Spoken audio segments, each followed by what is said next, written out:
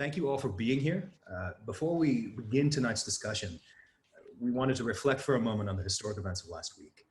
As individuals and organizations, all of us have had to pause and ask ourselves, what are we doing to make a difference? And what will we do as an organization to combat systemic racism, injustice, and police violence?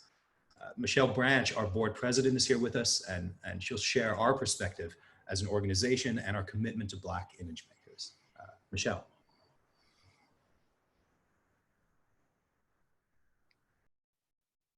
Thanks, Dave. Welcome everybody to our meeting this evening. It's nice to see your faces and it's great to be in community here with all of you. So I'm Michelle Branch. I'm the board president of San Francisco Camera Work. Last week, we were really challenged by some of our members to think about how it is that we're making a difference and how we're standing up. And so I wrote a letter to our members last week expressing what our aspirations are. But it's not enough to have good intentions. We really need to do more, and all of us need to come together to do more. So I wanted to share that with you. I know not all of you are members, so maybe you didn't see the letter.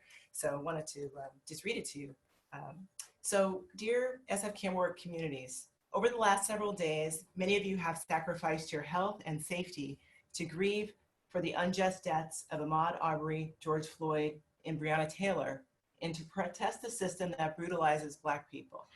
You know, even as I read this letter to you tonight, we are learning about more people. And I just wrote this letter last week. We're learning about more people who died at the hands of police unfairly. It's a systemic injustice. For some of you, the situation is not novel. Many of you risk your health and safety every day just to live, work, and breathe in the United States. And this is true for many, but is especially true for those of us who identify as Black or African American in today's United States. Many of you are challenging us, the organizations with which you so generously share your time, talent, and treasure, to do more to recognize Black lives and Black artists, and to go further to use our power to bend the arc toward racial and social justice. In particular, I wanted to share with you an Instagram post by artist Chanel Stone, who was a finalist in our Forecast 2019 juried show. And she challenges San Francisco Camera Work to do better. She says here, as an avid supporter and lover of SF Camera Work, I would appreciate an acknowledgement of the nation's recent current events. It's vastly affecting many Black artists, such as myself, that you have generously extended your platform to. This is a moment for call and response. I would also like to challenge San Francisco Camera Work to facilitate more programming and exhibitions dedicated to Black image makers in particular. Thank you, and with love, Chanel. So I say to our Black artists and community members, I want to say this directly, as an African-American woman and as the board president, your board president of San Francisco Camera Work, I acknowledge and commit to amplifying your voices. I want you all to know that SF Camera Work is dedicated to the power of the camera and to the importance of Black artists creating, promoting, and benefiting from those images. Yes, SF Camera Work hears you and agrees with you. Yes, we are committed to the values of cultural equity and social justice for all. And yes, we need to do more to recognize the contributions of Black artists and experiences in particular. And today we are doing this by, one, postponing our currently scheduled programming to share the work of Black artists and to share resources for those who wish to promote the change we need to see. And more to follow on that in our coming weeks as well. This is not just a kind of, last week, Blackout Tuesday suggestion. This is going to be going forward as well. We're scheduling soon to be announced programming that features the voices of Black thinkers in response to our Cell Signals show. So Cell Signals tonight, which is a photographic view into the lives of incarcerated people. And we're also going to encourage Black artists to submit to our Open Call Forecast 2020 show, which is curated by Elena Gross, who just received a shout out in the New York Times yesterday for her protest against SF MoMA Museum, Michael Jang, and Lester Rosser. We also need to do more, and we know that. If real change is to result, Black people and Black experiences must have a seat at our decision-making tables as people involved in our governance, curatorial, and programming processes. In the spirit of diversity and inclusion, I invite you to step forward to nominate more Black people to join us at SF Camera Work. Already, I'm excited to share the recent news that photographer Jean Dominique will join our board of directors in July 2020. That was already in the works, but we're making that announcement now. And with your participation and partnership, we are poised to make important change. So with sincerity and commitment, I turn it over back to you, Dave.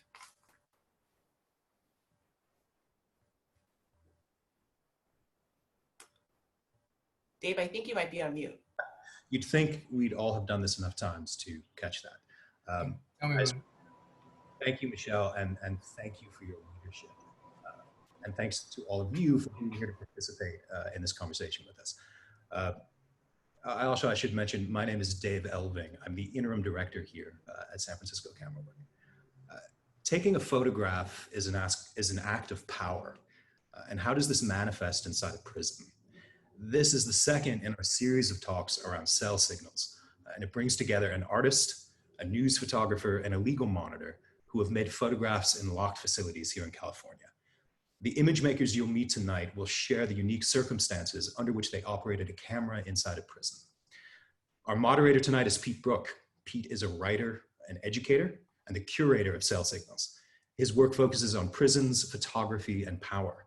We're proud to be a platform for his voice and the voices of the artists and thinkers you'll encounter tonight. Your membership and support are what make this possible. As we proceed tonight, we want to let you know we are recording the session so we can share it with those who aren't able to tune in live. And with that, it's my pleasure to introduce Pete Brook. Thanks very much, Dave. And thank you, Michelle, for your comments and your pledges as SF Camera Work goes forward. We're all finding new ground to step into, new territory. Dave gave the perfect introduction there. We're going to look at 3 very distinct case studies, if you like, about why and then how images are made. And then I really, for the meat of the conversation, I want us to think about how those images get used. What's their distribution? What's their audience? What's their impact and effect? And so we're going to talk with Eddie Herena first. Eddie is formerly incarcerated. He is also a new father. If you can see his tile, he's calling in from glorious Oakland. There's Lake Merritt behind him. Eddie and I met in late 2018. And for the final 3.5 years of his incarceration, Eddie was a photographer with San Quentin News. So he had an insider's view, literally, of an institution which was changing quite rapidly at that time between 2015 and 2018. So Eddie and I are going to chat for 20 minutes, and then we're going to talk with Megan Lynch and about her work monitoring conditions within the California State Prison System as part of the Prison Law Office, which is a Berkeley-based law office that offers free representation for individual prisoners, but also they've been working on some huge class action lawsuits, which the outcomes of which apply to everyone incarcerated within the California State Prison System. And then finally, we're going to move to Robert Gumpert, whose work you may be familiar with already, San Francisco resident and had shot in San Francisco jails for 13 years. And we have a strange byproduct, side project of the portraits that he was making. That byproduct is a series, a typology of blackboards that's in the show Cell Signals. So let's get right to it. Eddie, would you like to say hello, give us a wave before I go to screen share so everyone can see your face? And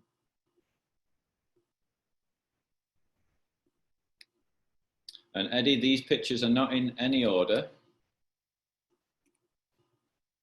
but I know you're not short of things to talk about when it comes to your photographs.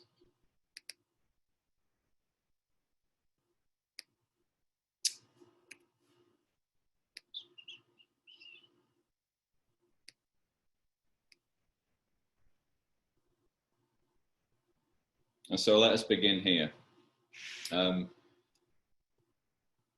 There's a lot of themes that run through your work, Eddie, but the one that I was drawn to most when I looked at your archive was that there's a lot of pictures of picture making. There's a lot of images of image making. There's a lot of events and photo opportunities and press visits. Can you describe San Quentin for those 3.5 years that you were a photographer? And can you describe what sort of coverage you were asked to make by your bosses, by your editors at the San Quentin News? Yeah, sure thing. So like as you can see, like this is kind of like a unique prison. Like the fact there's all these people coming in and filming stuff says a lot about what actually is taking place at this specific prison.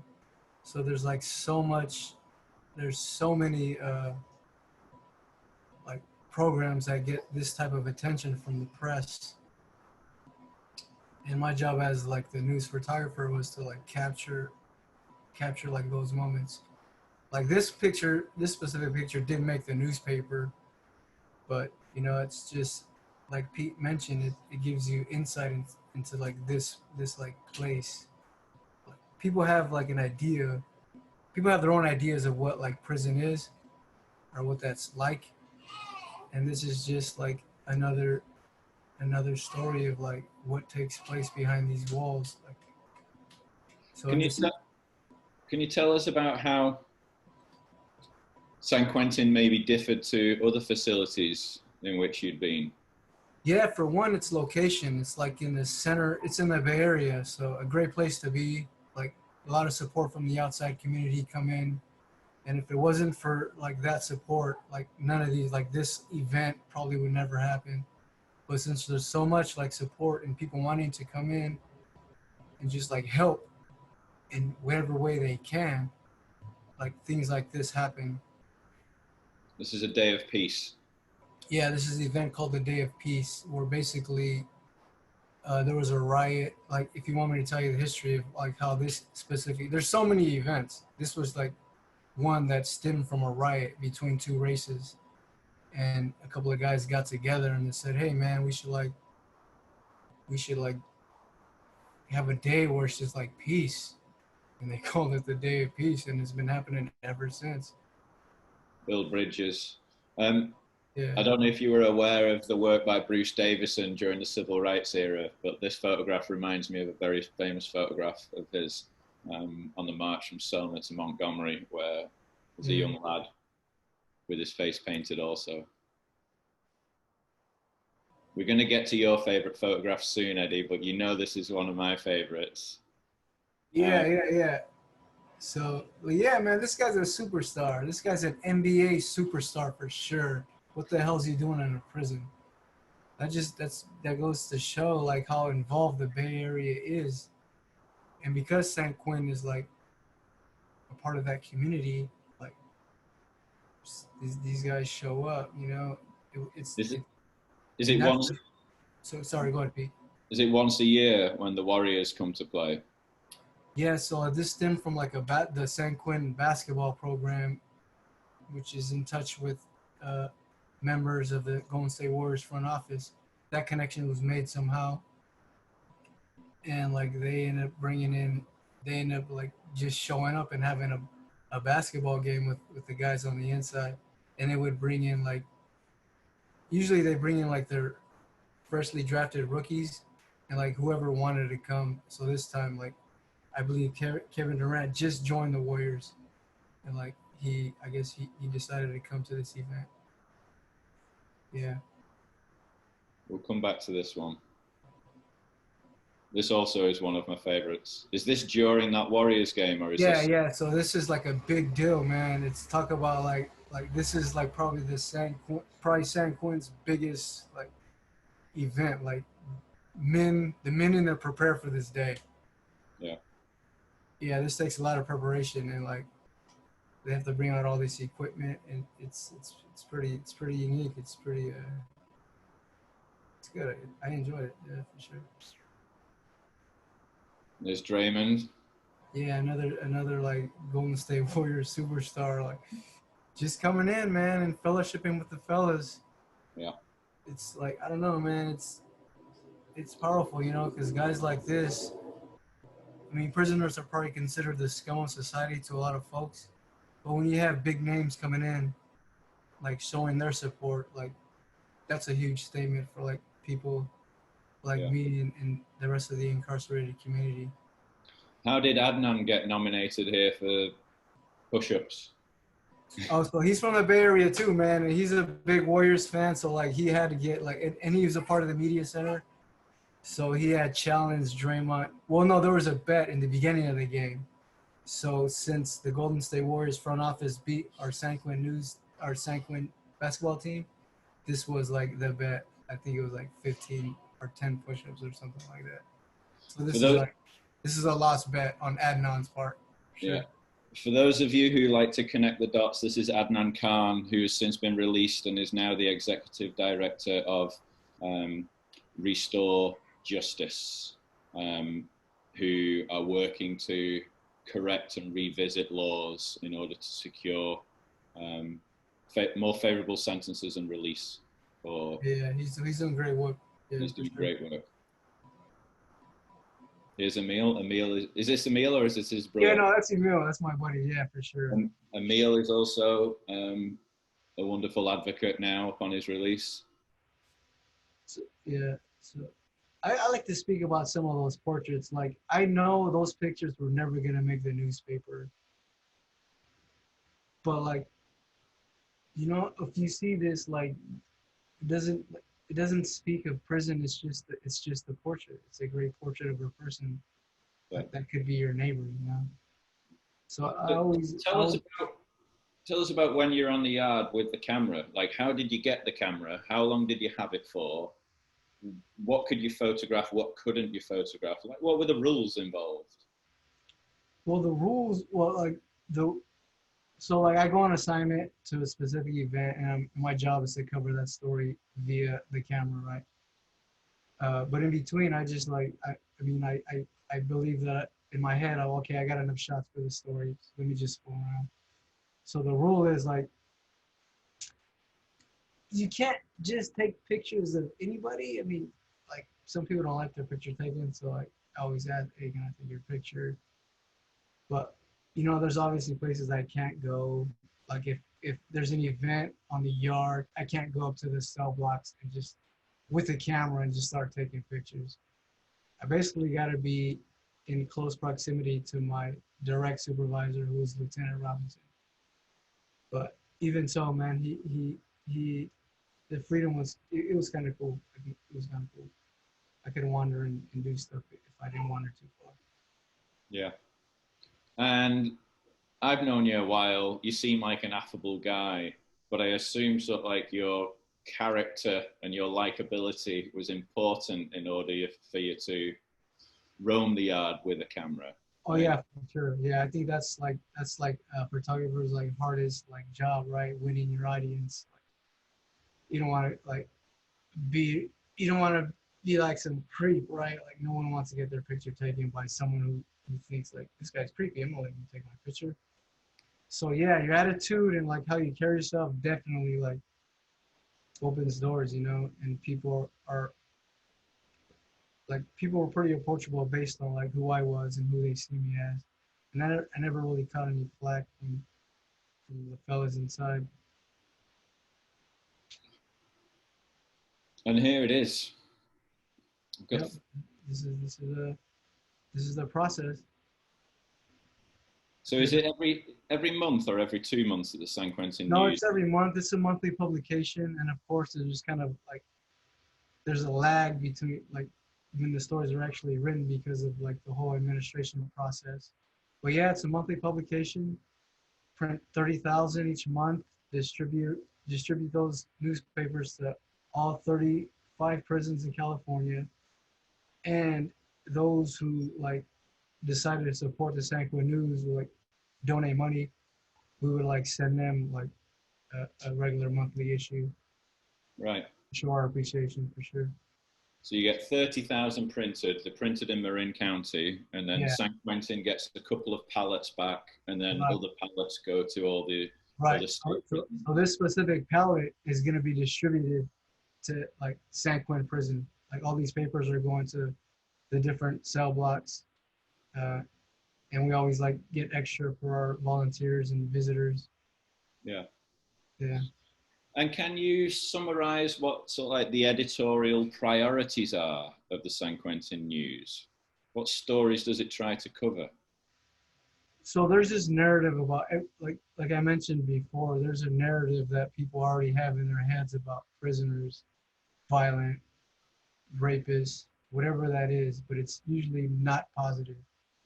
So the San Quentin News makes it their goal to focus on the positive stuff, to give people an alternative, you know, to try to change public opinion.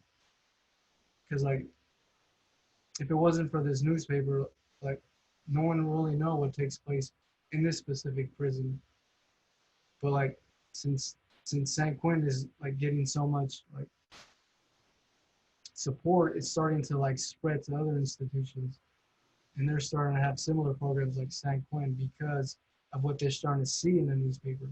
So it's basically like not only to show the outside community like what goes on in this specific prison, but it's starting to like get guys in other institutions to like say, hey man, we could do some shit like this on our yard. Yeah. And that's starting to happen too. And like they're starting to create their own newspapers. So it's definitely a positive, effort for sure. And we get positive results, even though we focus on positive things and not necessarily like who got stabbed last week and stuff like that. Yeah. I mean, well, it fits with the larger discussion in journalism, which is like, who is telling the stories? And a lot of reflexive journalism in the 21st century is trying to put the voices of the, you know, what would have been traditional subjects, make them almost collaborators. Now, obviously, there's limits to that in journalism. But the San Quentin News is leading the way, trying to be an example of those voices being at the forefront. And you know, we let the stories speak for themselves. We're not trying to like convince you to like say, hey, look at us, we're like great people. Nah, it's more like this is what's happening in San Quentin. Yeah. This is what's going on. Now, you like taking pictures of animals. Yeah. So like every opportunity, because I was self-taught, right? I was like, say here, like they needed a photographer for the newspaper. I was tired of being a janitor, and someone approached me and said, hey man, there's an opening, you should probably check it out. And it was for this photographer position. And ever since, once I got the camera in my hand, I just started fooling around, you know, trying to learn new tricks. But images like this never made it into the newspaper. Oh no, stuff like this was just me fooling around, man. Just me like playing with the aperture and the shutter speed. Yeah, this one's gorgeous. Another example of images being made. Yeah, so this guy has a unique story, man. He's considered like the guru of like, they call him Wall Street. So he has like this crazy story about like how he learned the stock market and stuff like that. You can probably find more information on him, but yeah, definitely like an individual who himself like brought in people like they came to like film this guy because of the things he was doing and some TED talk that he gave. So yeah. I mean, I think, hey, there's you.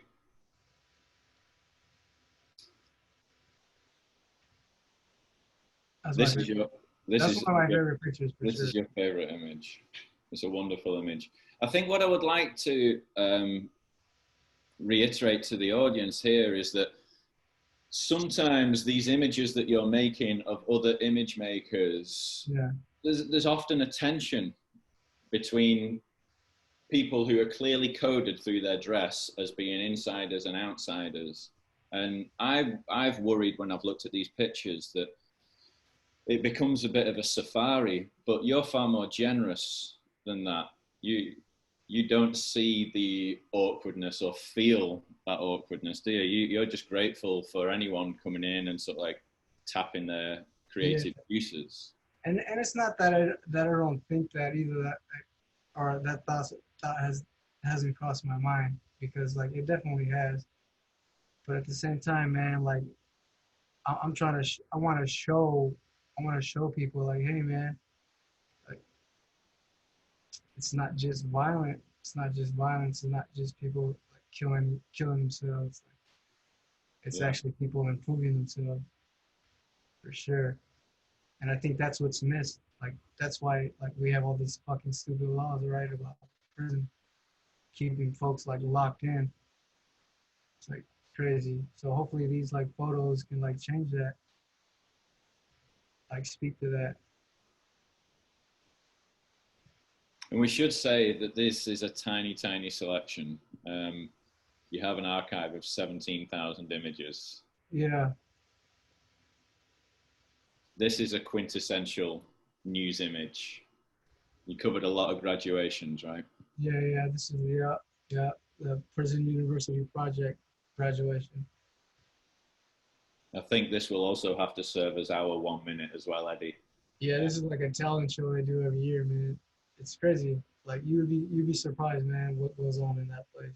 Yeah. But it's only this place. Other places are, like, terrible. And theatre is a big part of the programs Yeah. that happens at San Quentin and other prisons, to be honest. That's not to say, like, San Quentin is, like, it's a prison. It still sucks, you know? But, like, we have, like, these moments. Like, we have, like, these moments in the desert where you come across an oasis.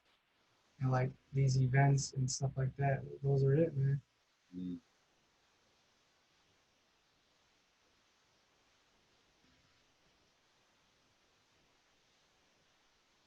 And this is our last image from the visiting room. The last thing I want to ask you, and all of our attendees will have opportunities to ask all panelists questions at the end.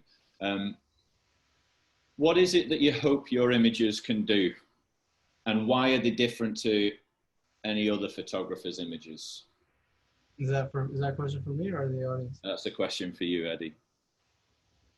Well, like, I want to get people to think, like, outside of, like, public opinion, I guess, of what they think, like, prison is and why they put people in there for so long, even though they did terrible things, right? Like, I'm not, like, trying to dismiss that either, because, like, I did something that I ruined a family's life, and I have to live with that for the rest of my life. So I'm not negating that, but, like, man, if you give people a chance to, like, grow, and they grow, man. If you give people an alternative, man, if you put resources in front of someone that's already, like, screwed up, like I was, they grow and they learn, man, and they become, like, way better people with so much more insight than the next because of their experience, you know? So I'm hoping, like, pictures like this will, like, show whoever, like, sees them, like, yeah, man, like, they're people just like you. Like I want them to look at these photos and see themselves, for sure.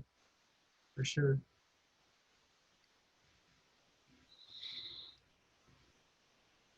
Thanks, Eddie. Well, thank you, man.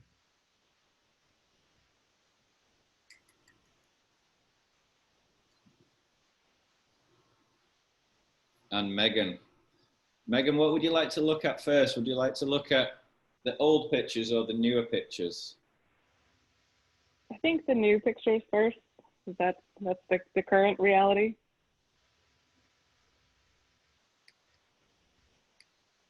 And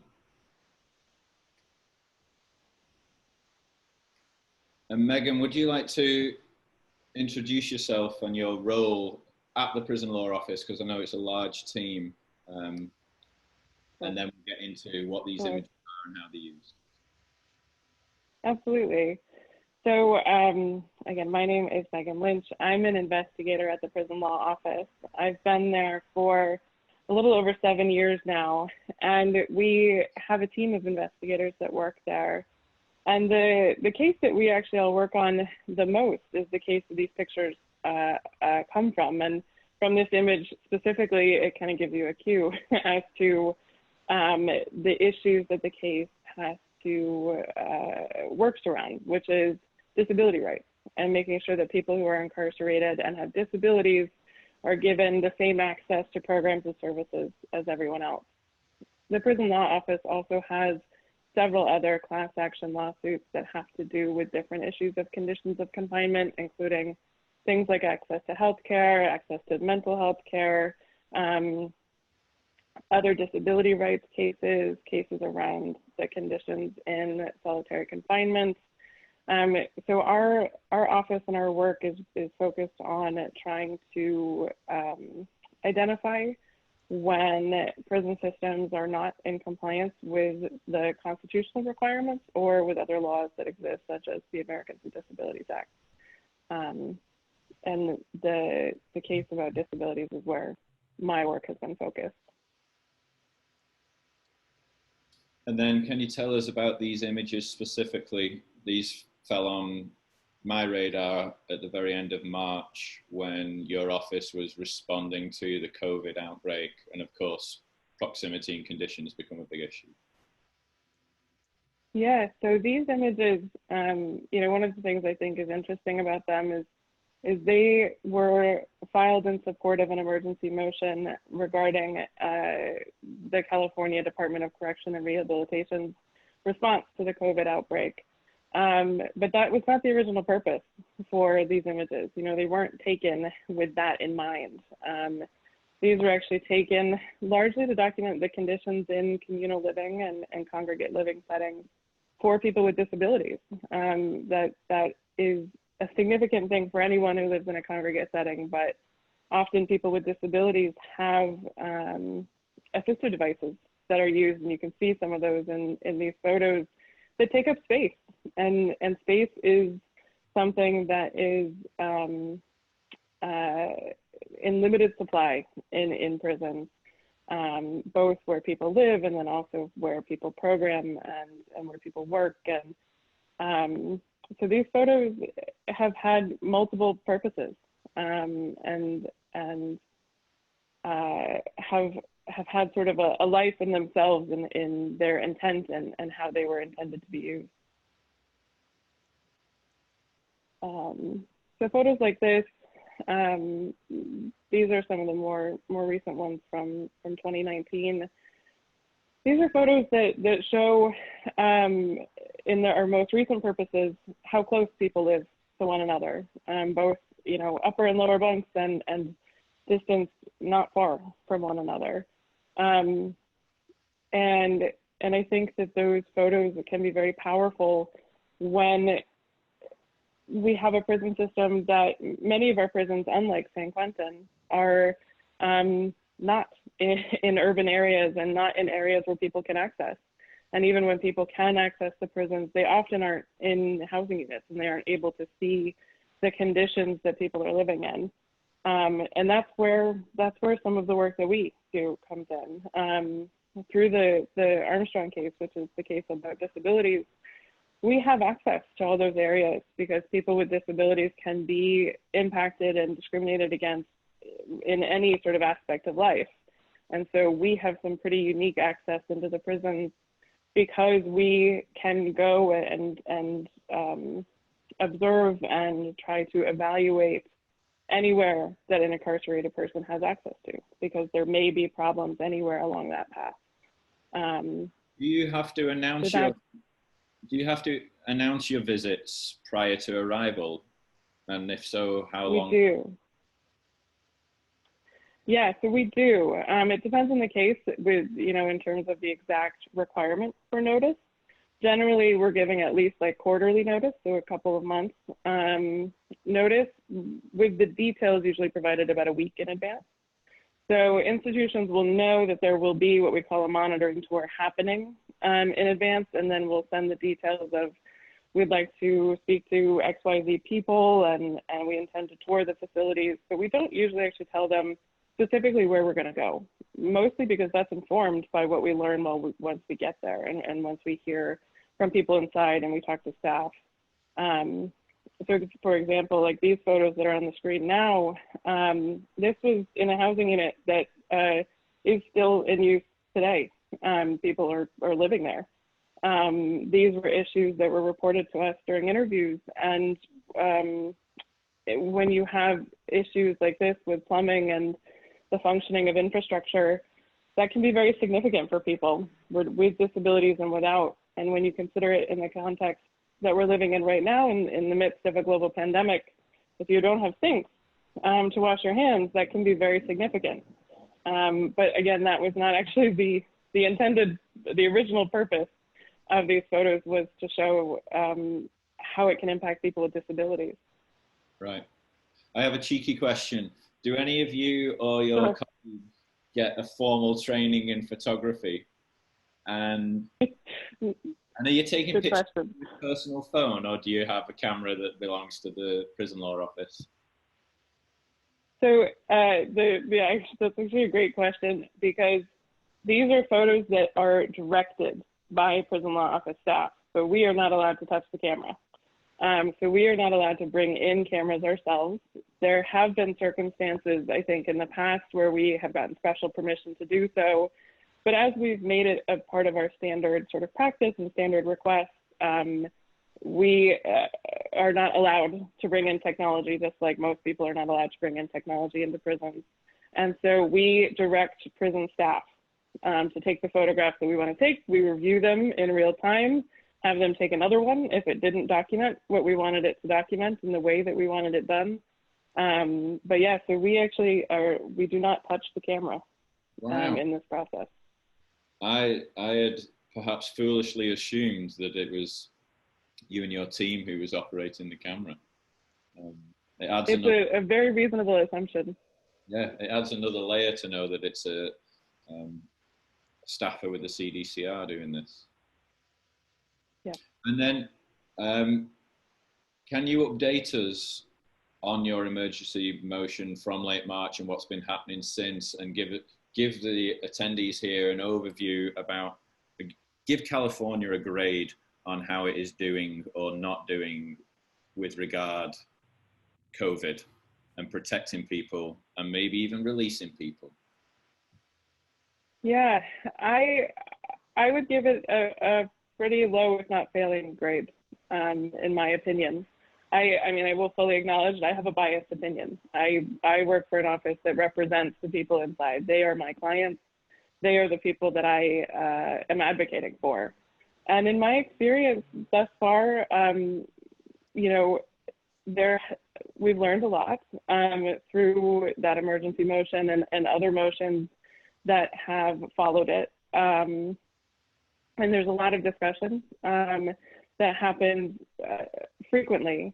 But in my opinion, you know, the conditions inside have not changed substantially to allow for the elimination or really the reduction of the risk of harm associated with the spread of COVID. You know, you look at some of these photos and it's rightfully, I think, difficult to imagine how you could create physical distancing in that kind of setting.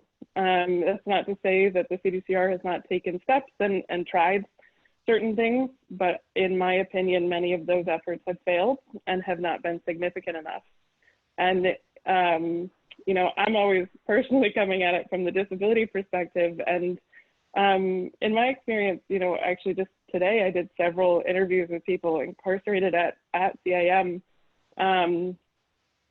And the steps and decisions that the institution made and the CDCR made failed to take disabilities into consideration. And people were often put in very dangerous and harmful situations because of the institution's response and the choices that they made to respond to the pandemic. So it's you know, multi-layered, but there are some very obvious steps that the CDCR could take that they have not, such as releasing people. They released a relatively small group of people pretty early on, but as of yet have not released additional people. It may be up for discussion. That was sort of a recent announcement that we learned, but it's not clear what those considerations are, what their plans are, and certainly no additional steps related to releases have happened. So in my opinion, they're failing. Because, yeah, very early on, Governor Newsom allowed people to leave early, but it was those people, in my understanding, who had already been approved for release in the 6 months consequent to March. And so how feasible? It's actually much shorter than that. It was just 60 days. It was people who were going to be released anyway within 60 days. So those are the people who were released originally. Yeah. And how feasible or likely is it through any legal route that people could be released for other reasons, such as, you know, being old, being infirm, having medical needs? Are we likely to see that? You know, as one of the people at the office who's not an attorney, I don't actually want to speak to sort of the legal likelihood of certain things, because that falls a little bit outside my wheelhouse. But I think it can't go without saying that one of the largest outbreaks within the prison system right now of COVID-19 is at the California Institution for Men, and it started on a facility there. It spread throughout the whole institution, but it started on a facility that is a minimum security facility. So these are all, they call it a level 1. So these are all people who are going home, many of them this year, and yet 12 people who were at that institution have died. Some of them were ready to go home this year. So when you see things like that, it's hard. Again, that's why I sort of acknowledge my biased perspective, but it's hard for me to say that they're not failing when that's the reality. You have people who would have been going home in October and November and December who have since died as a result of COVID-19. Yeah. And then my final question is a two-parter. It's been my impression, but maybe my research has not been deep enough, that the Prison Law Office uses photographs frequently, but also shares those with the public. Like, photographs seems to be part of a strategy. So correct me if I'm right or wrong there. And then also, when I talk about evidential photographs, if that's the right term for these, you know, I make the argument to say that perhaps these have more of an effect on people's lives, prisoners' lives, the actual circumstances of their interactions, their surroundings. So can you just speak to those 2 points? Sure. Yeah, I would say that it's absolutely a strategy and a priority to use photographs. And I think that has come sort of in ebbs and flows in the work that we've done over the years at the Prison Law Office. But it's true, you know, there are certain realities that when you put it in a photo versus words, it's very striking, and it can be, I think, more impactful and more powerful, and also just a little bit more direct to the reality that we're talking about. And for us, the impact that we're trying to have is to create change around the conditions inside and to make the conditions better and more humane and constitutional. So that's absolutely a strategy. It's interesting. I think sometimes we do try to present images to the public because I think it's important for people in the public to get to see some of these things that if without the context that we have and the access that we have, you wouldn't normally be able to unless you are incarcerated or unless you're employed by the CDCR. But a lot of times actually our images never make it to sort of public view, and they're used to try to persuade CDCR to actually agree with us that there's a problem. We're often taking photographs of very specific things, such as just like cracks in the pavement, where it's very clear that somebody using a wheelchair would very struggle to get over that. And we want to get buy-in and agreement from CDCR so that they'll fix the problems themselves, so that we don't actually have to go to litigation and we don't have to make the public filings that include the photos. And a lot of times we are successful and the photos serve their purpose that way. But when that doesn't work, I think it's important to include the photos in a very public facing way. This is a reality for a huge number of people who will be coming back to our communities and who are living there currently. And it's important for those of us who are not inside to know what's going on and what it looks like and what it feels like. Well, thank you, Megan. We'll come back to you later during the Q&A, but we're going to fly on now to, how do I stop my share here?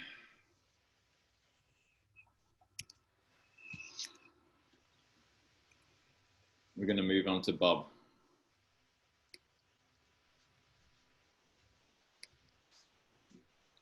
Bob, can you hear us? Yes, I can. Great.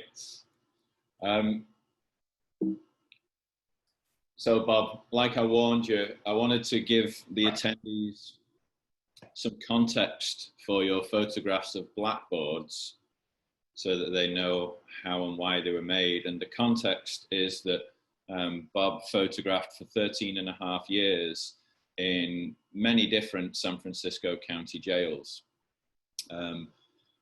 And, you know, this panel is about access and the particulars of access. And it's my understanding that Bob got access primarily because of a good relationship with the then Sheriff Michael Hennessy, who understood that what Bob proposed, which was not only portraits, but audio recordings of stories with prisoners in the jails, was relatively risk-free, was harmless, and potentially, and I think this has been borne out in Bob's work, a positive experience for the folks he met inside. You want me to respond?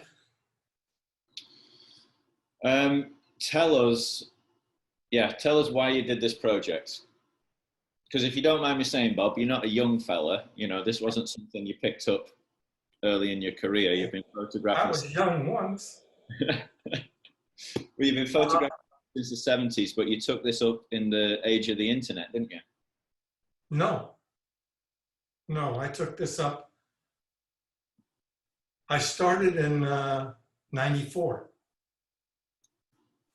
with the original project that was on criminal justice. And then that finished in, I don't know, 2000, something like that. And then Michael Hennessy, who has he was really unique. He believed in history, so that everything should be documented, good or bad, as long as it was true. And he believed that the more things you offered to give people a connection with, a normal connection with people and families and skills, the better the outcomes would be. And he had very strong ideas about the way that staff should react and deal with prisoners. So given all that, he was going to close the oldest county jail in the state, which was known as Little San Quentin. And he asked me, San Bruno, right? huh? San Bruno. Yeah, San Francisco's jail in San Bruno. Originally a progressive jail in the 32 when it was built, was supposed to be the height of progressiveness. And it's where they sent people with drug addiction, and because they could work outside. And then very quickly overcrowding occurred. And it also, because it was 20 miles south or so, it's where sheriffs prior to Hennessy sent problem prisoners and problem deputies, because it was away from downtown and prying eyes. So you can imagine how that went. Anyway, he closed it. I documented the last 3 months of that, and then went to him and said, I'd like to do this project called Take a Picture, Tell a Story. It's very simple. I take a portrait, people tell me stories, and the reason he let me do it is because everybody got copies of the stories and the portraits. So for him, it was this idea that it wasn't just me coming in, he wasn't just letting me come in. What I was doing was now going to benefit the folks that he was kind of in charge of. Right. And the project was open to everybody in the jail. So that includes deputies, nurses, teaching staff, anybody that wanted to do it was, I would do. All they have to do is say, I'd like to do it, and then I would do it. I never asked, I don't care who they were, what they did, never really mattered to me. And so I went for, supposed to be a year. The end of the year, I didn't think I had enough for whatever it was I thought I was doing. And at the end of 2 years, I still didn't feel like I had enough to do whatever it was I was doing. And at the end of 3 years, I decided that whatever it was I was doing was not what I was doing anymore. And, but by then I was kind of grandfathered in. Yeah. Now, for the sake of easy categories, in the blurb for this event, I described you as an artist. Yeah, right. So how do you refer to yourself, and how do you refer to take a picture, tell a story? I'm a photographer. I mean, I started in journalism, and I guess I am now, I guess I became sort of a documentary photographer. And I don't know what I am now, other than I'm a photographer. Maybe an ethnographer if I had the training. Yeah. I mean, the reason I mentioned earlier the age of the internet is that right now what we're experiencing is your voice over the portraits. But for Take a Picture, Tell a Story, the two elements, the portrait and the audio recording, were of equal importance, correct? No. Oh. The audio was, sorry, the audio was far more important than the image. The image was there as a quick kind of reference, hopefully interesting enough that people would listen to it, but also very much what was really important to me is that the image didn't scream prisoner. I wanted it to be much more neutral than that. Or, I don't know, I actually don't know what the right term would be. It is what folks had to say was what was important, and still is. I mean, you know, it's why it's not video. You know, I believe, maybe because of my age, I believe radio is really much better than stills and miles ahead of video, where you just kind of sit and consume.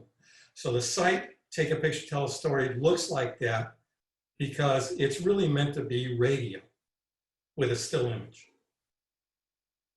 And I had a number of photographers tell me that nobody would stay on the site long enough if I didn't have moving pictures.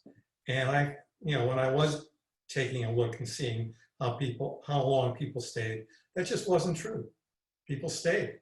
You know, they may not have stayed, obviously depending on the story, people would stay. So for me, the important part has always been the audio, the stories, what people are telling me. You know, the images, I just take. Yeah. I just realized all that time I thought I was screen sharing with you folks, and I wasn't. But this is the site as it exists today. This is the most recent one that I've posted. I should say I am no longer in the jail. I've been thrown out. Yeah, we'll come to that. We'll come to that. But that's why this is 2015. I have a backlog of a lot of folks. Yeah. There we go. Your posts prior to that are from 2019. And how many interviews would you say you've got up here now? 160 or so. Okay. I really do apologize for the fact that I wasn't screen sharing that whole time. Because there's some wonderful images just like this. Well, Bob, do you want to tell us now, because we're talking about access, why do you no longer have access to the county jails? I'm sorry, I have to digress a little bit. When Sheriff Michael Hennessy left, I had a conversation with his chief of staff, who said, Michael Hennessy had been in office for 32 years. He had, in that time, hired and trained an enormous number of people of color and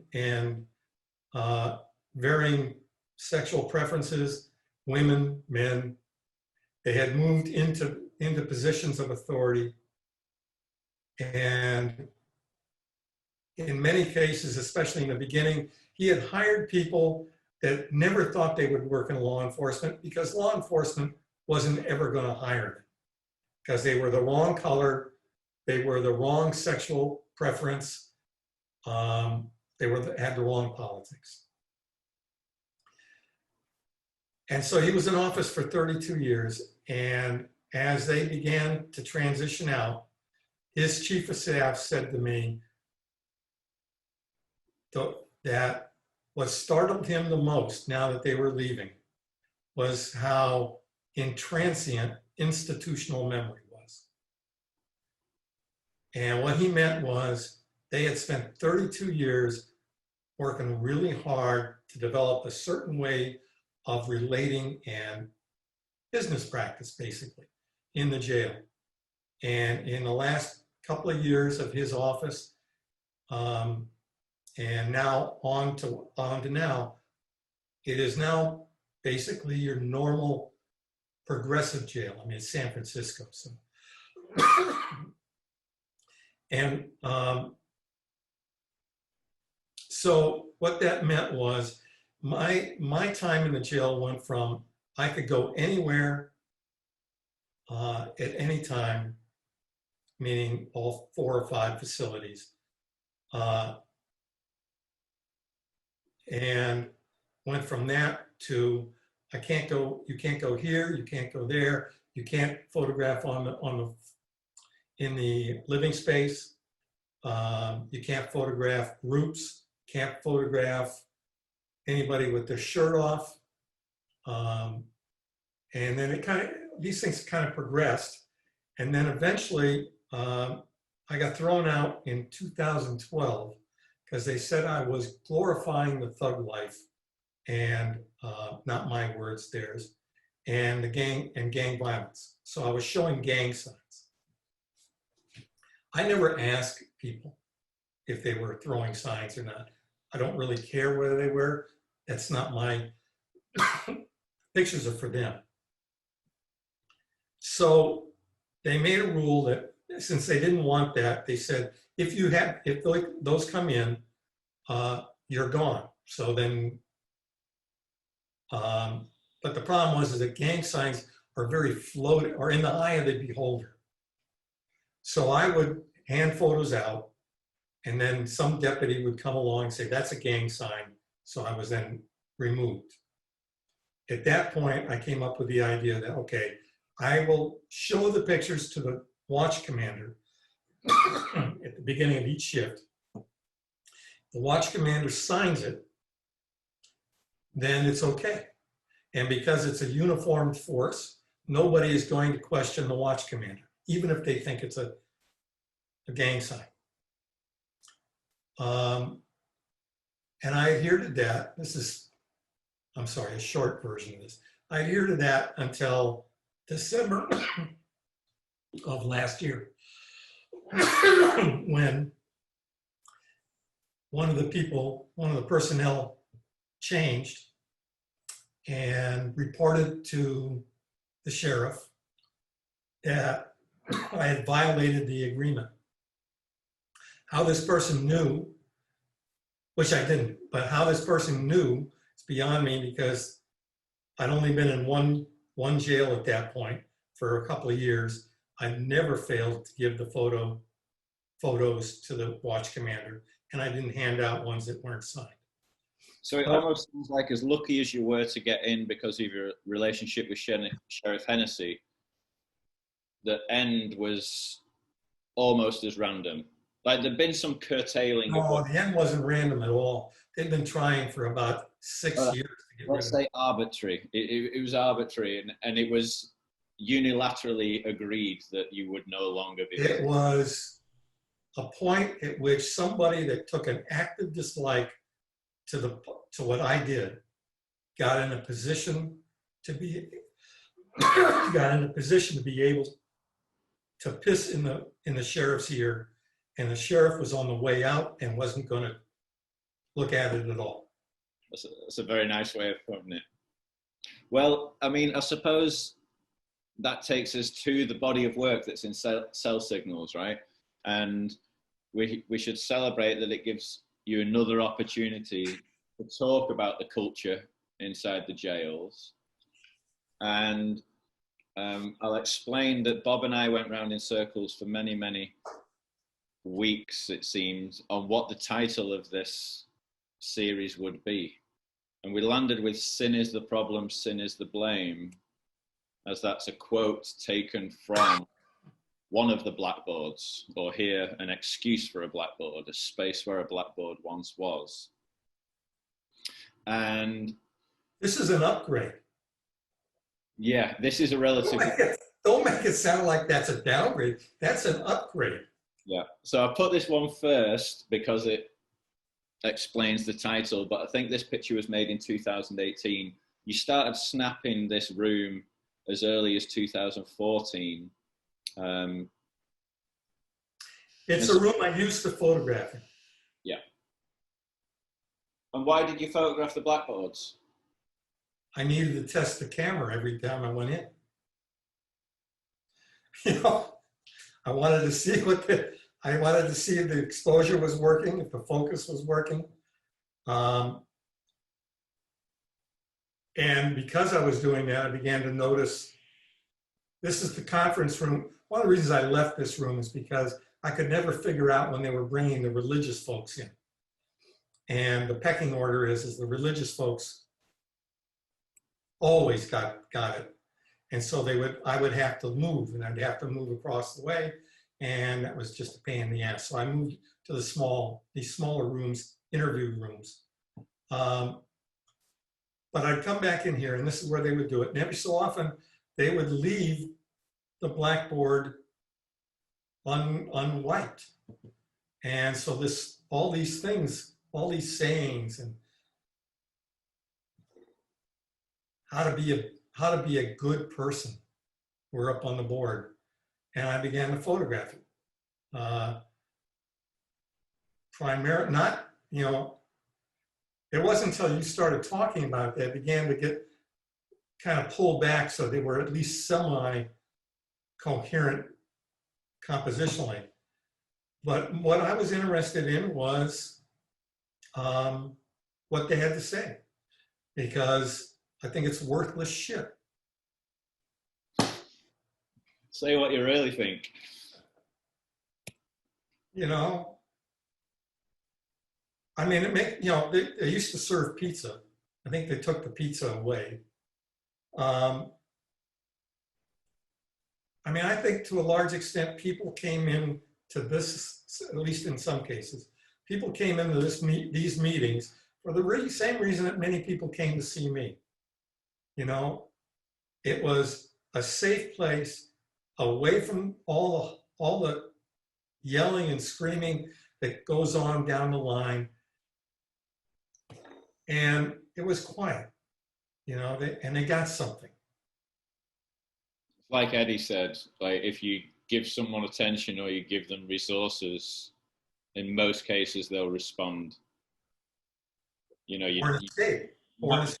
Variety. And you've said this to me before, that like sometimes people just needed to talk to someone who wasn't a cellie or wasn't a CO. Yeah, that's absolutely true. And if they wanted to talk and not do photographs and not do an interview, I didn't care. You know, we just would sit and talk, or I would sit and listen, or they would listen and I would talk. I just, you know, I mean, I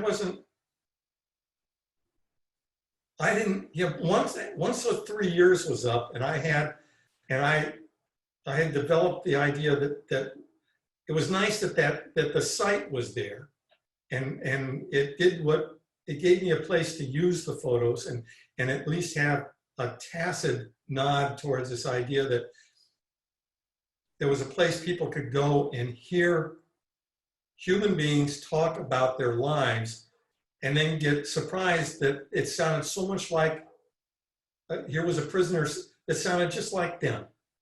You know, they had problems with their kids. They had problems with their wife. They missed their wife. They missed their kid. How were they going to pay the bills? All of this stuff that everybody has. And if they didn't have, those are the stories they tell me. And if they didn't have that story, then I would ask them stories. And because there were things that I was interested in, because I wanted people on the outside to have an idea. So, you know, I would ask about violence and do you feel safe? Or how many people do you personally know as friends or good acquaintances that are dead? Yeah. All right, Bob, I'm going to wrap you up there because I want to jump into the questions. But to wrap a bow on that, I'll say that as a curator, the interest for me in this work was that it revealed what the content of these classes or workshops were. And more often than not, it was faith-based groups, Bible groups, Christian groups, which have a outsized function and place in our prisons and jails. A Bible study group is not very controversial. A radical history course about African American history is a problem, but a Bible study is not a problem for the authorities. And so there's the kind of human being they want to turn out. Yeah. I mean, that's the idea. And we can judge for ourselves how successful or not these types of works terrifically. All right, I'm going to stop sharing. Have I stopped sharing there? Yes.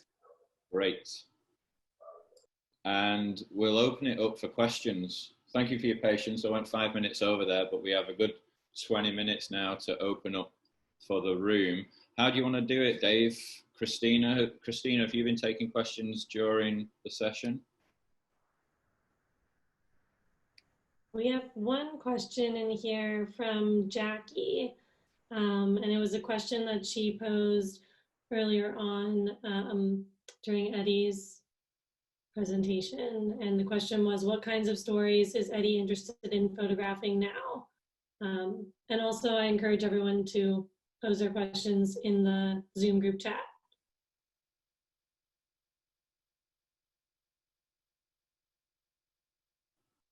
Pete, Is that for me to answer? Yeah, what have you been photographing, Eddie? Well, I mentioned in the comments that like the pictures that have been taken were pretty much like the things that I did not experience like growing up. You know, I hardly went to beaches or stuff like that. I didn't participate in any like public or social like places that people normally go to on a daily basis, right? But also like I've been doing work with various social justice groups since I've been out. So yeah, still interested in like pursuing this type of like work as far as getting the message out there that the system is like tore up like beyond measure, you know, and it's been that way since its like inception. So yeah, man. And can you name drop a few of those organizations? Because I know a lot of them. Yeah. The Ella Baker Center is one. There's this online publication called Next City. I did a few jobs for them. There's also prison prison media project, prison journalism media project that's going on right now. That I'm kind of like when I get a chance, like I'm gonna shoot them some like images of like this recent protest right here down the street from where I'm staying. Yeah. But like things like that, man, things that like support like what I think needs to be changed and what I believe in. And there's a lot of organizations that are being led by folks that you're inside with, right? A lot of formerly incarcerated. Yeah, like so Adnan Khan is doing great work. Miguel Casala. Who is that? Sorry? Miguel Casala, he's a former managing editor for the San Quentin News. He's doing great stuff. He's going back into prisons and like teaching a class on pretty much like emotional intelligence and things of like that nature. But there's a lot of like, specifically like the lifer community, like men who went to prison with life sentences and like got out. Those men are like having the most impact in the community as far as like pushing social justice and stuff like that. Yeah. And I'm in touch with those folks, and yeah, man, trying to spread the word. Do my part. We have an event in 2 weeks where we're looking specifically at re-entry, and we're looking at the work of former lifers who got out and they're now helping who themselves are getting out. Yeah, it's definitely like hard work, man, and necessary. And I believe that people in my position, and I'm not heading any of this, but I'm definitely in the circle. But people that went through like what I went through have the most insight, you know, on how to like tackle this problem. Yeah. Well, I mean, you've got a lot of other things on at the moment. We should say Eddie is a new father. Yeah, that's true. Yeah. I heard Adeline crying in the background earlier. Yeah. She's great. She's not a crybaby either. She's kind of mellow like her dad, you know. What other questions do we have in the room for Eddie or for Megan or for Bob? I'd encourage all of you, please feel free to unmute. The chat is great, but don't feel shy to speak up if you'd like to. We have a question from Adam. Pete, I don't know if you'll know the answer to this, but it's what is the current status of COVID at San Quentin?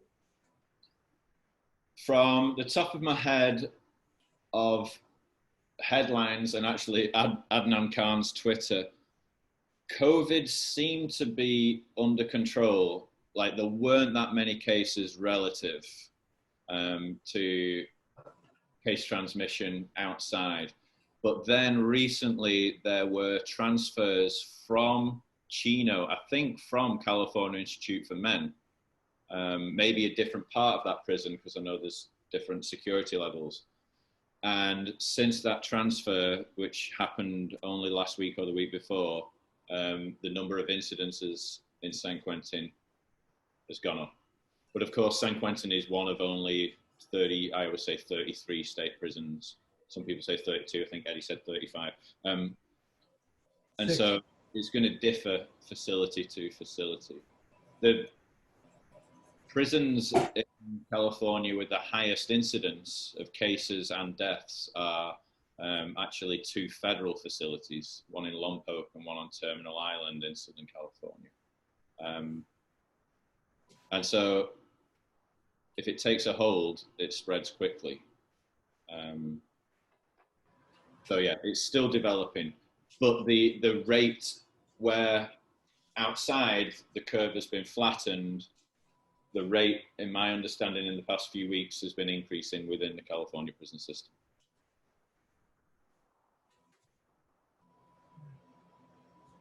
A question from Jackie for Megan. Why is it that you're not allowed to take photographs? Why is it that you have to be an art director for the correctional officer? It's the standard sort of practice. Like we, without special permission, we fall under the same guidelines as any other visitor to a prison, which is that there are restrictions on what kind of clothing that you can wear, including what color clothing you can wear. There are restrictions on technology. You're not allowed to bring in any technology. We just very, very recently got permission to bring in computers. So when we're doing interviews and things like that, which has really changed changed the way that we're able to function, because previously we were doing interviews and it's all handwritten, and then you have to, you know, transcribe it over afterwards. But with relation to photographs, that is something, I apologize if you hear the cars outside. That is something that we still do not have permission at this time. There are circumstances when we ask for special permission for things, like we've asked for special permission once to bring in, I forget what the actual device is called, but it's a device that measures the grade of a hill to determine sort of whether it was ADA compliant. So there are times when we get special permission to bring things in, but cameras is not one of them. And we are very prohibited at this point from bringing in our own cameras. And when we do use the institution staff to take the photographs at our direction, they still go through a legal screening by the CDCR attorneys. So they get reviewed there and then they get produced to us afterwards. So we don't get them real time either. Hey, Pete? Yes, Bob. Does that stem from the George Jackson business in, when was it, 71? Does what stem from? The ban on, well, it was, and then it was tape recorders and cameras. I actually don't know when the ban began. I imagine in the 70s.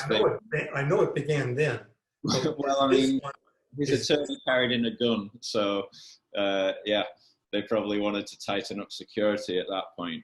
I mean, we have to remember that in the early 70s, the prison population in the US was a fifth of what it is now. It was like around 400,000. Now it's 2.2 million. So I don't know the specific answer, but generally just security has tightened and tightened and tightened throughout the age of mass incarceration, which I pin at beginning in 1980. But rules do change. I just want to mention to Jackie, you know the work of Stefan Ruiz. Perhaps you don't know that 12, 15 years ago, he went as a court-appointed photographer with a team to Pelican Bay, and that's because his dad was an attorney working on the case. And so Stefan Ruiz has this like incredible archive of stuff yet unpublished from both his time teaching art at San Quentin and then also getting inside Pelican Bay. And again, it was a unique circumstance of access in both cases. Yeah. So court-appointed photographers are allowed to make their own pictures sometimes, or maybe at one time, but clearly it's not the case for Megan and her team. It might not be the norm now. I want to say it's up to like the public information officer, because like, you know, Sam Robinson is San Quentin's public information officer, and he's pretty cool, but like, again, he's like trying to uphold like that whole, and I think what they use is like whole safety and security clause. I was thinking about Lieutenant Sam Robinson this week. He holds a massive amount of trust in you to allow you to leave with 17,000 images. You know, yeah, I mean, he said he screened them before he gave them to me, but like, I doubt that. And like, but like also, man, like I had limited access to the institution. Like, I couldn't go to death row and like take pictures of like that. Yeah. But I think the images that I do got capture like both like what's actually taking place in that prison, and also like you got a bunch of dudes living in cages, you know? Yeah. Is Eddie's access, is that a rare experience? The access that he was able to get? The images I think about where Eddie had sort of like a special access would be that poetry slam for the guys on death row. These images are published on the Cell Signals website, on SF Camera Work website. And that was the closest you got to death row. It was visitation and then a poetry slam. But in both cases, people are in these standalone cages. Yeah. Right? Yeah. So you did get some access because you were the news photographer, right? Right. And you were like covering the story. So yeah. To places that other guys in general population Yeah, just, like so not every like like especially in those visiting room photos, like you can't just go back and like walk down that aisle where like death row is having like their visits with their families. So that was definitely like privileged access, I guess. Yeah. But again, like it just shows like it's crazy, man. It's crazy. we got a comment from Dane. Do you feel that voices, yours and your fellowship, were being specifically hindered in the stories that you were telling?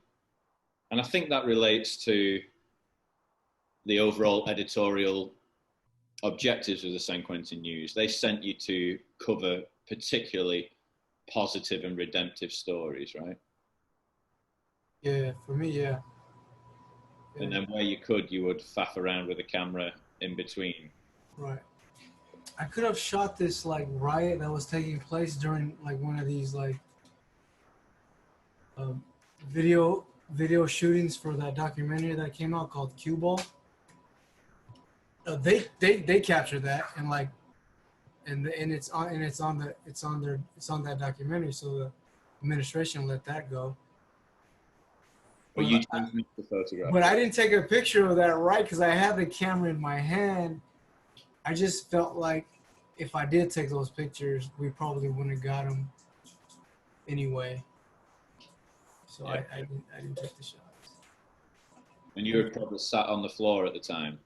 Yeah, I was sitting on the floor, but I seen it before everything, like before the alarm sounded off, and I had the camera, so I had an opportunity to take at least a few shots, but I didn't, man. Yeah. Guess there's enough of that already.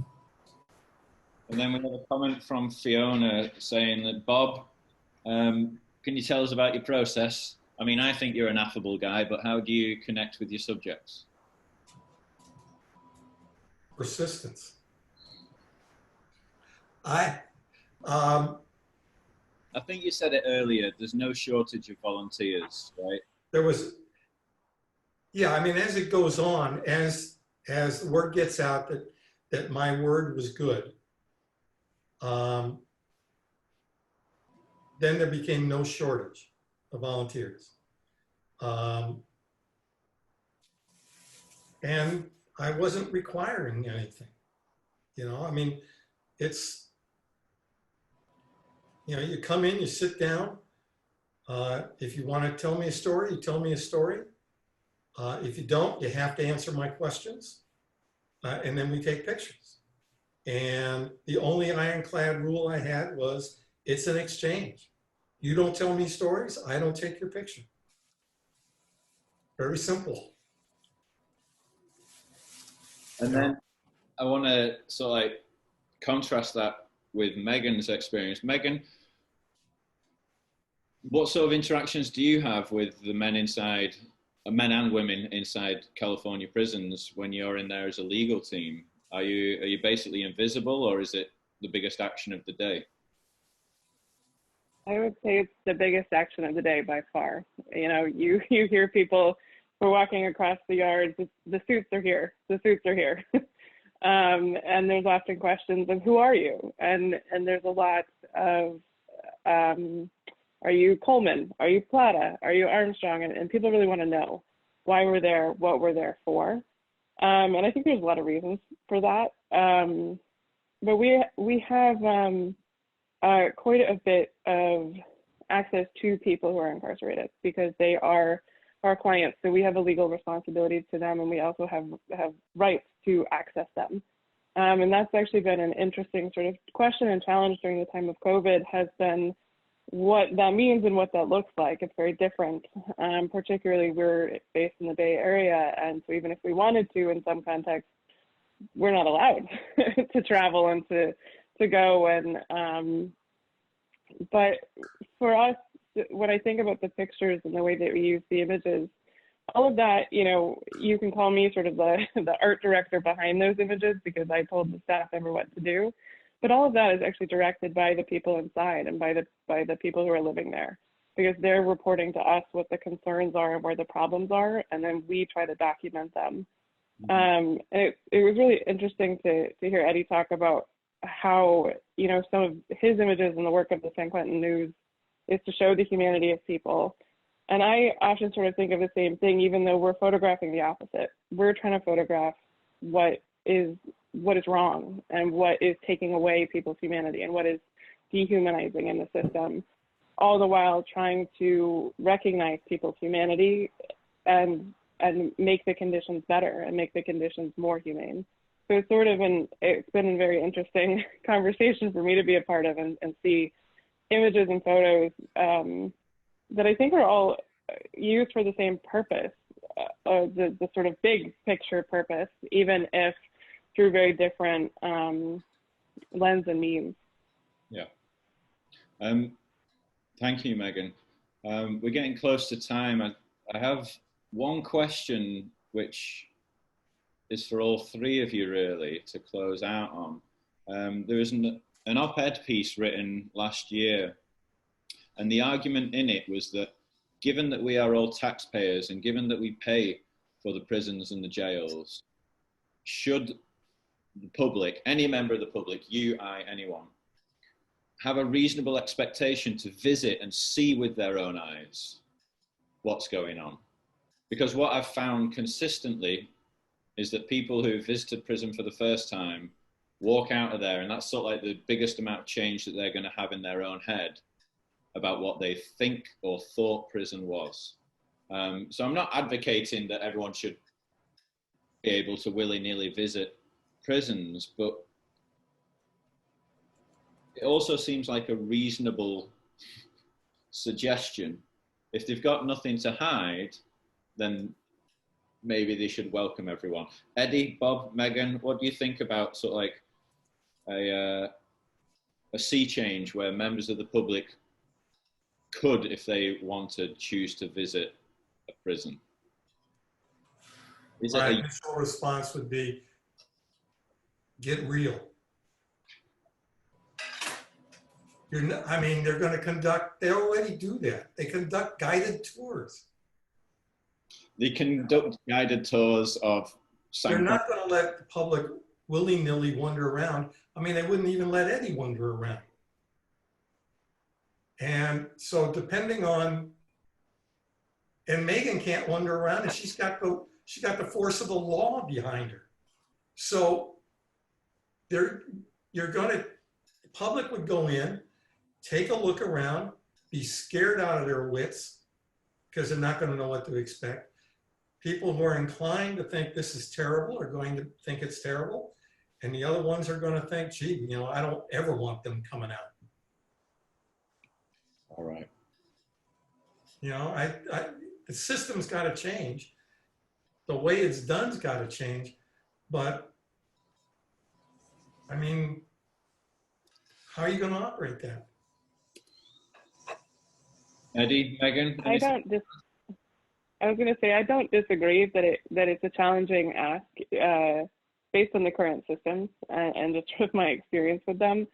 But I really do think that there's a lot of value in providing both people outside access to people inside and vice versa. I think the context that you bring people in does matter. You know, bringing people in to just tour a facility, I think can be very problematic. It can be almost like a zoo, and that I think can be very dehumanizing in a way, and that there's a lot of risk associated with that. But at the same time, there are, particularly at places like San Quentin, and there are some other institutions throughout the state that have really positive programming and great programs for people to access. When you get to see people in those contexts, and you get to see people performing as people and not as inmates, I think that's where the potential value is, to have people go inside. So I would love to see it happen, but I would love for there to be some context for it. Right. Man, I think the people, as far as the public goes, who want to come in with like the mindset of like, how can I help, like change this? Because if you're just coming in, if like prisons are just open to the public, I can't stop, like the image of like a zoo comes in my head, and like, because that's basically what it is, right? Like dudes in cages, or like dudes playing on the yard. So like, if you want to come in, like, first of all, why? I would ask you like, why do you want to come in?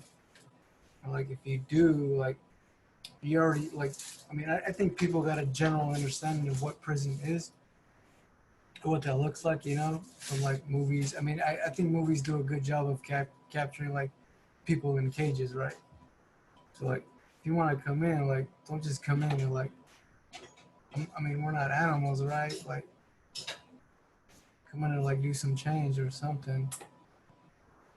So I feel about You it. know, what I was going to say is, instead of the whole drama of going into the prison, because we all have our ideas about that, instead getting to know incarcerated people by writing to them and learning about them as people and seeing how you can help them set goals and change their life around. And I mean, I think that's what a lot of what Eddie's work shows is the humanity, and the humanity is there. And a lot of us, you know, we have this stereotypical idea that it's all bad guys, you know, but a lot of those people in there just didn't have the right support or didn't have the opportunities. And I think going into the prison and seeing the prison as this crazy place, I don't know if that's as helpful as it can be to just get educated about the judicial system and how broken it is. Yeah. And a lot of the good works being done by former prisoners who are now out, specifically in Northern California, began through correspondence and working with people on the outside on very specific projects and programs. So I'm thinking of Adnan Khan, I'm thinking of Phil Melendez, I'm thinking of Antoine Williams, I'm thinking of Earlonne Woods, I'm thinking of Troy Williams. The list is long, and they are now in leadership roles of organizations doing the good work here in the Bay Area. So yeah, Peggy, I think you are right. Letter writing is absolutely crucial. Good idea. I've learned so much from it. I mean, myself. I've been really educated in the past year through things like Ear Hustle and all the different films, and then actually meeting incarcerated people through writing. It's really changed my life, so.